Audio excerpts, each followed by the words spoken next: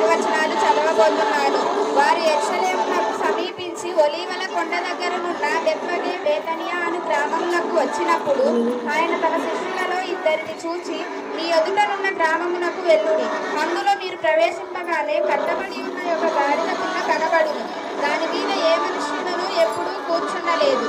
దానిని విప్పి తోలుకొని రండి. ఎవడైనాను మీరెందుకు ఇలాగ చేయుచున్నారని మిమ్మల్ని అడిగిన ఎడల అది ప్రభువునకు కావలసి ఉన్నదని చెప్పుడి.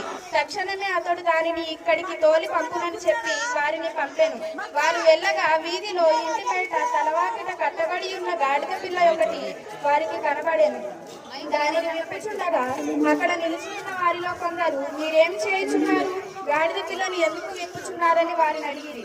అందుకు శిష్యులు యేసు ఆజ్ఞాపించినట్టు వారితో చెప్పగా వారు పోనిచ్చిరి. వారు ఆ గాడిద పిల్లను యేసు వద్దకు తోలుకొని వచ్చి తమ బట్టలు దానిపై వేయగా ఆయన దాని మీద కూర్చుండెను.